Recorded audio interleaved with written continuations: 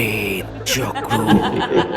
এখানে ভয় ও ভূত দুটোই পাবে। নমস্কার, তোমরা শুনছো প্রেত চক্র। তোমরা যে যেখান থেকে শুনছো সকলকে স্বাগত জানাচ্ছি প্রেত চক্রের ৭৮ নম্বর এপিসোডে। আমি শুভ রয়েছি তোমাদের সাথে। আজ বৃহস্পতিবার, তাই আজও তোমাদের জন্য একটি সত্যি ভৌতিক ঘটনা আছে। তার আগে প্রেত চক্রের সকল বন্ধুদের জানাই পবিত্র ঈদের শুভেচ্ছা এবং আগত বাংলা নববর্ষের শুভেচ্ছা ও অভিনন্দন। আজ প্রেত চক্রের ৭৮ নম্বর এপিসোডে তোমাদের জন্য একটি অলৌকিক ঘটনা নিয়ে হাজির হয়েছি। ঘটনাটা একটি গাছকে কেন্দ্র করে। আশা করছি আজকের ঘটনাটা তোমাদের ভালো লাগবে। যদি ভালো লাগে লাইক করে দিও, কমেন্ট করে জানিয়ে দিও তোমাদের মতামত। আর যদি আমাদের চ্যানেলে নতুন হয়ে থাকো, ঘটনাটা শুনে যদি তোমাদের ভালো লাগে তাহলে প্লিজ চ্যানেলটিকে সাবস্ক্রাইব করে নিয়ে আমাদের সঙ্গে থাকবে। আর তোমাদের কাছে যদি কোনো সত্যি ভৌতিক ঘটনা থাকে, হতে পারে সেটা তোমাদের নিজের সঙ্গে ঘটে যাওয়া ঘটনা বা কারোর থেকে শোনা ঘটনা, সেটা তোমরা লিখে আমাদেরকে পাঠাতে পারো pretchokro23@gmail.com বা হোয়াটসঅ্যাপেও তোমরা ঘটনাটি লিখে আমাদেরকে পাঠাতে পারো। লিঙ্ক ডেসক্রিপশনে দেওয়া আছে। স্টোরি সিলেকশনে পূজা, সাউন্ড, গ্রাফিক্স এবং ঘটনা পাঠে আমি শুভ। চলো তাহলে আজকের ঘটনাটা শুনে নেওয়া যাক। আমার নাম সুপ্রিয়া। ঘটনাটা আমার মামার বাড়ির এলাকার। আমি আমার মামার মুখ থেকেই ঘটনাটা শুনেছিলাম। ঘটনাটা ওইখানকার সব মানুষই জানে, তাই আমি এখানে আমার মামার বাড়ির ঠিকানাটা গোপন করছি। আমার মামার বাড়ির এলাকায় একটা পুরনো বাড়ি ছিল, যাকে সবাই মল্লিক বাড়ি বলে জানত। ওই মল্লিক বাড়ির দুজন উত্তরাধিকারী ছিল, একজন ছোট ছেলে আর একজন বড় ছেলে। তাদের বাবা মা সবাই মারা গিয়েছে। ছোট ছেলে কলকাতায় হস্টেলে থেকে পড়াশোনা করত, আর বড় ছেলে সে বাড়িতে থেকে ব্যবসার কাজ করত। মল্লিক বাড়িটা অনেক বছর পুরনো হওয়ায় সেই বাড়িটা জরাজীর্ণ অবস্থায় ছিল। তাই ওই বাড়ি ছেড়ে দিয়ে পাশের পাড়ায় আর একটা নতুন বাড়ি বানিয়ে সেই বাড়িতে থাকতো। পুরনো যে মল্লিক বাড়িটা ছিল, সেই বাড়ির উঠানে একটা বড় কৃষ্ণচূড়া গাছ ছিল। গাছটা এলাকার মধ্যে সব থেকে উঁচু একটা গাছ ছিল। বাড়িটা অনেক পুরনো হওয়ায় সেটি ভেঙে পড়ার মতন অবস্থা হয়েছিল। তাই সেই বাড়ির বড় ছেলে পুরনো বাড়িটা ভেঙে নতুন করে তৈরি করবে বলে ঠিক করে। কিন্তু গাছটা যে জায়গায় ছিল, বাড়িটা ঠিক করতে হলে সেই গাছটা কাটতে হবে। তাই সেই গাছটা কাটবে বলে ঠিক করে। মল্লিক বাড়ির ছেলেরা যেহেতু পুরনো বাড়ির দিকে যেত না, তাই তারা সেই গাছটা সম্পর্কে অত কিছু জানতো না। যখন সেই বাড়ির বড় ছেলে ওই গাছটা কাটবে বলে ঠিক করে এবং লোকজন দেখে, তখন আশেপাশের অনেক লোকজন ওই গাছটাকে কাটতে বারণ করলো। বলল ওই গাছটা নাকি বহু পুরনো গাছ, আর ওই গাছে নাকি অদ্ভুত কোনো শক্তি আছে। সন্ধ্যাবেলা নাকি গাছের সামনে দিয়ে গেলে অদ্ভুত ধরনের একটা মিষ্টি কড়া গন্ধ বের হয়। স্থানীয়দের কথা অনুযায়ী ওই গাছে গভীর রাতের দিকে ছায়ামূর্তি বসে থাকতে দেখা যায়।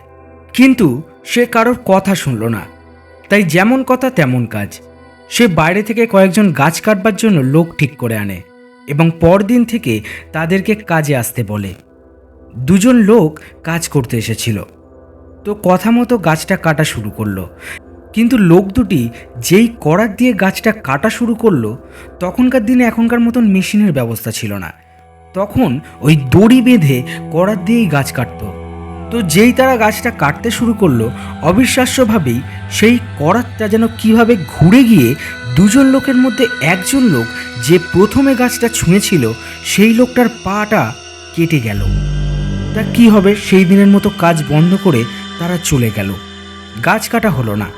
তখন পাড়ার সবাই বলছে, দেখো তোমাকে বলেছিলাম না গাছটা কেটো না, দেখছো তো লোকটার কিভাবে বিপদ আসলো। তুমি এই গাছটা কাটা বন্ধ করো, না হলে তোমারও হয়তো বিপদ আসবে। কিন্তু সেই ছেলেটি কোনো কারোর কথা শুনল না। কিন্তু সেই দিন রাতে সে কিছু অদ্ভুত রকমের স্বপ্ন দেখল। স্বপ্নটা হলো এই রকম: একটা লম্বা কালো অবয়ব লোকটার সামনে এসে বলছে, আমরা গাছটাতে অনেক বছর ধরে রয়েছি, আর তুই এই গাছটাকে কেটে ফেলছিস। এইরকম করিস না। তুই যদি এই গাছটা কাটিস, আমি কিন্তু তোর বংশ নির্বংশ করে দেবো। কিন্তু সেই ছেলেটা ভূত প্রেতে অতটা বিশ্বাস করতো না, তাই সে স্বপ্নটাকে নিছকই স্বপ্ন ভেবে উড়িয়ে দেয়। আবার 2 দিন পর অন্য লোক নিয়ে আসলো, আবার গাছ কাটা শুরু হলো। সেই দিন এসেছিল 4 জন লোক। যাতে একদিনেই গাছটা কাটা হয়ে যায়। সবে গাছের একটা ডাল কাটা হয়েছে, তখন গাছের উপরে থাকা লোকটি ফট করে গাছ থেকে নিচে পড়ে যায়, তার বুকে লাগে। তখনই তাকে হসপিটালে নিয়ে যাওয়া হয়। বাকি 3 জন মিলে গাছটাকে কাটে। তো এই ঘটনার ঠিক 7 দিনের মাথায় সেই বাড়ির ছোট ছেলেটি, যে কিনা হস্টেলে থেকে পড়াশোনা করত, সে একটা অ্যাক্সিডেন্টে মারা যায়। এবং সেই দিন রাতে বড় ছেলেটি আবার স্বপ্নে দেখে সেই অবয়বটিকে। সে তার সামনে এসে বলছে, তোকে বলেছিলাম না গাছটা কাটিস না, যদি গাছ কাটিস তাহলে তোর বংশ নির্বংশ করে দেব। দেখেছিস, তোর ভাইকে নিয়ে গেছি, এবার তোর পালা। এই স্বপ্ন দেখার পর বড় ছেলেটি বুঝতে পারে যে সত্যি ভূত প্রেত বলে কিছু আছে, এবং সে মনে করে সেই গাছটির কাটার ফলেই তার ভাইয়ের মৃত্যু হয়েছে, আর তার ভাইয়ের মৃত্যুর জন্য সে নিজেকেই দায়ী বলে মনে করে। একসময় সে এই মানসিক চাপ সহ্য করতে না পেরে পাগল হয়ে যায়। তাকে পাড়ায় বেশ কিছু বছর দেখা গিয়েছিল। তারপর একদিন সে জলে ডুবে মারা যায়। এই ছিল আমার বান্ধবীর মুখ থেকে শোনা অলৌকিক ঘটনা।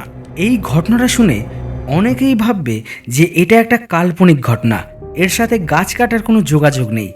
আবার যারা অলৌকিক জিনিস শুনতে ভালোবাসে বা অলৌকিক ঘটনা ভালোবাসে, তারা ভাববে হয়তো এই গাছ কাটার ফলেই তার ভাইয়ের মৃত্যু হয়েছে, যেহেতু তাকে আগে স্বপ্নে জিনিসটা জানানো হয়েছিল এবং সে কথাটা শোনেনি বলেই তার ভাই মারা গেছে এবং তারও একই দশা হয়েছে। যদি সেই ছেলে হয়তো স্বপ্নের কথাটা শুনতো, তাহলে হয়তো সে এবং তার ভাই দুজনেই আর জীবিত থাকতো। আশা করছি ঘটনাটা তোমার ভালো লাগবে। যদি ভালো লাগে তাহলে অবশ্যই প্রেতচক্রের বন্ধুদের সঙ্গে শেয়ার করো।